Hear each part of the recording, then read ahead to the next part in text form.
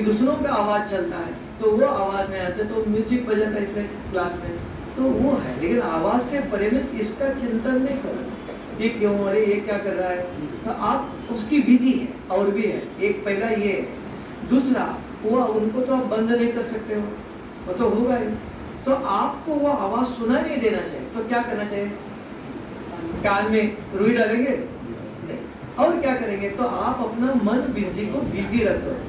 तो मन बुद्धि को बिजी कैसे रखेंगे,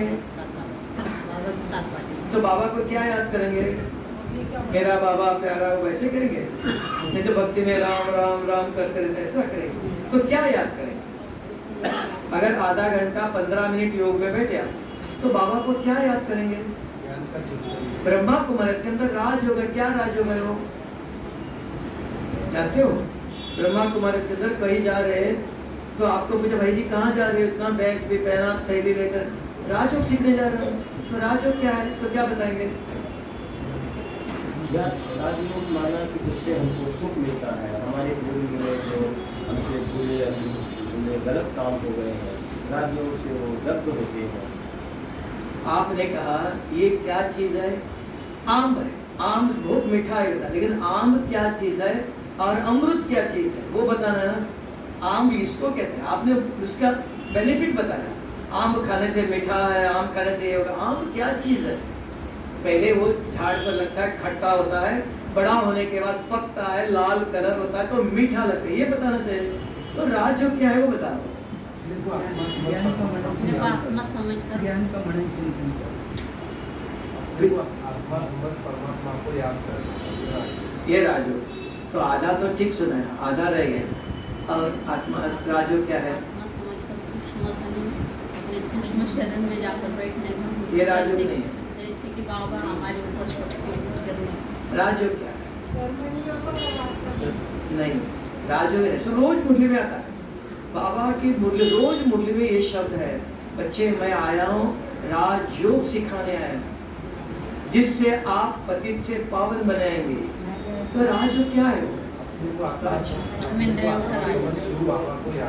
वो आधा ठीक चला, आधा चला गया। तो राजयोग ये है, अच्छी तरह सुनना, कोई पूछा तो सही जवाब देना चाहिए, तो ऐसे मन मत से जवाब नहीं दो, अपना मसाला लगाओ नहीं, जो सही है वो सही बताओ, नहीं तो आप मसाला अपना लगाते हो। बाबा ने कहा कि जो राजयोग काले बाबा जो हर पूर्णिमा में पॉइंट सुनाते हैं, तो पॉइंट को स्व धारण करना है, वो आपको स्व आराम है। राजयोग माना एक ही है, दो नहीं है, अपने को आत्मा समझ परम पिता शिव परमात्मा को याद करते हो तो विकर्म विनाश होते हैं। ये पूरा सेंटेंस रोज मुझे में आता है, अपने को पहले आत्मा समझना, फिर परम पिता, कितना सुना है उसने, कौन पिता है वो भूल गया, शिव परमात्मा है ना, परम पिता किसका, तुम्हारा पिता को मैं क्या याद करो, ये शिव परमात्मा, उसको याद करने से पाप मिटते हैं। अभी कोई एक सुनने के बाद वो प्रश्न पूछेगा, अपने को आत्मा कैसे समझो, परम पिता शिव परमात्मा को क्या याद करूं, फिर मेरे विकर्म विनाश हुआ क्या प्रूफ, ये प्रश्न पूछेगा ना, ये जवाब देंगे तो सही आपने शिव बाबा की सेवा की, जो शिव बाबा जिस लक्ष्य लेके आया तो आप शिव बाबा के वारिस बनेंगे, और जिसको सुनाया उनको भी वारिस बनाएंगे। वारिस माना जो शिव बाबा के पास प्रॉपर्टी है उसका आप मालिक बनेंगे। सिर्फ सेवा करने से मालिक नहीं बनता है, वो मजदूर भी काम करता है ना, उसको 100 रुपए दे देंगे, लेकिन मालिक कौन बनता है, जो मालिक के अनुसार कर्म करता है ना। तो यहाँ पहले सुनाना चाहिए शिव बाबा, अपने को आत्मा समझो, आत्मा कैसे समझो, अब ये भी भाई है, ये भी भाई है, ये कहता है मेरा ये नाम है, मैं ये काम करता हूँ, मैं यहाँ से आया हूँ, वो भी कहेगा मेरा ये नाम है, अलग है ना, दोनों अलग है ना। तो पाप आत्मा, पुण्य आत्मा, देव आत्मा, महात्मा है, आप कौन सी आत्मा हो, पूछो अपने आप को, ये विधि है। योग में बैठते ही अपने आप से बात करो कि मैं कौन, किसको पूछा है,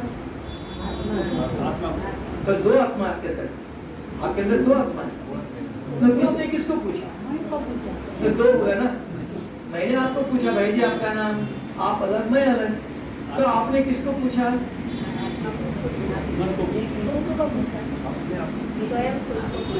आत्मा ने किसको? शरीर को पूछा? किसको पूछा? एक अगर कोई प्रश्न नहीं पूरा बना है बताओ, किसको पूछा आपने? धारणा, सेवा, योग सब कुछ करते हैं, लेकिन जैसे जैसे ऊपर बढ़ती जाती है, फिर परिवार में अपने बच्चे भी बड़े हो जाते हैं, सभी का परिवार चलता है, ऐसा होता है। फिर वो माता हो या भाई हो तो अकेले पड़ जाता है। फिर उसको सब जब उम्र ढलने को आती है, उसको कोई ताकत नहीं होती है, उसको सपोर्ट की जरूरत है। लेकिन यहाँ बाबा के ज्ञान में मैंने देखा है कि बहुत सारे भाई बहने अकेले पड़ जाते हैं। तो हमें अभी से क्या ऐसा अच्छा प्रश्न पूछा कि वो परिवार के साथ भी रहे और उनको भी हमारी कदर रहे, हमारी सपोर्ट करें। ये क्या पता है, अभी आप ज्ञान में चलते हैं, है ना, और आपका भाई अभी सब कुछ करते हैं, फिर हमारे शरीर साथ नहीं देता है, तब कोई मदद नहीं करता है। कारण अभी आप ज्ञान में चलते हैं, आपका भाई ज्ञान में नहीं चलता है, आपकी बहन ज्ञान में नहीं चलती है। भाई बुलाता है, बहन जी आप हमारे घर में शादी, आप नहीं, आप प्यार दसों का काम नहीं आती, आप जाती नहीं। बहन बुलाती है, नहीं तुम अपवित्र हो, तुम्हारे घर में नहीं आती है। कल आप अकेले बुजुर्ग हो गए, भाई आएगा, वो बहन हमारे पास आती नहीं, वो बहन भी कहेंगे वो तो हमारे सुनती नहीं, वो तो अपने को देवता समझती है, वो देवता रहो, हम नहीं आएंगे। तो कोई साथ नहीं देता। तो दूसरों का अगर हम संसार में रहते हैं, साथ में रहना है, अगर उन्होंने भाई की शादी किया है, प्यार दस्तूर खाता है, हाँ बुलाता है, जाओ भैया हम तो प्यार दस्तूर नहीं खाते, हाँ बहन जी आपको जो चाहे बना के खा लो, नहीं तो वो कहेगा फल खाओ, जाओ जरूर। बहन बुलाती है, वो बहुत खराब है, तो भी आप जाओ, आप बना के खिलाओ, आप फल फूल खा लो, कुछ भी नहीं, पानी भी पी लो, लेकिन जाओ, संबंध रखो। हम संबंध काट देते हैं, तो वो हमारे पास कैसे आएंगे? तब अकेले होंगे, चले जाते। ये अकेलापन इसलिए हम संसार में रहते, बाबा ने कहा सबके साथ स्नेह प्यार रखो। वो खराब है, वो खराब होने दो, वो गुस्सा करता है, मैं नहीं करता, उसके पास आप जाओ, वो गुस्सा करता, उसका संसार अलग है। लेकिन कल मुझे दुख कुछ हुआ, वो आएगा। बहन हमारे घर आती थी, भाई हमारे पास आता था, तो वो भी आएंगे आपके पास। अगर हम नहीं जाते हैं, वो नहीं आएंगे, तो अकेला पड़ जाते हैं। हम संसार में गृहस्थ में रहते हुए सबके साथ संबंध नहीं रखते। तब बाबा कहता है कहीं शादी है जाओ, लेकिन ज्ञान सुनाओ, थोड़ा सेवा करने जाओ, खाने के लिए नहीं जाओ। सुना था परिवार में माँ बाप भाई बहन उनकी सेवा करो। सन्यासी नहीं है सब छोड़ दो, मैंने ये छोड़ा नहीं, ये ब्रह्मा कुमारियों का काम नहीं। अगर आपने, आपका बेटा है, कल आपने बेटे को आपने शादी किया है ना, बेटा बहू आई आपने किया, अगर वो प्यार दसूर खाते, मैं आपका हाथ का नहीं खाती हूँ, तो शादी क्यों किया था आपने? बेटे को शादी उसने नहीं करा, आपने किया। आपने बहू लाते समय सोचा नहीं, ये बहू प्याज बनाएंगी तो मैं क्या करूंगी, पहले सोचो, लाने के बाद नहीं। उसको दुख दिया तो बेटा माँ छोड़ करके अलग हो जाता है। किसने किया? आपने अलग किया, वो नहीं गया। आपने कहा मैं प्याज नहीं खाती, तुम्हारे हाथ का नहीं खाती हूँ, तो इधर क्यों रहना चाहिए, अलग। आपने परिवार को तोड़ा। तो आपको चाहिए कि बहू आप खाना प्याज खाओ, जो चाहे करो, लेकिन मेरे लिए थोड़ा अलग बना के रखो।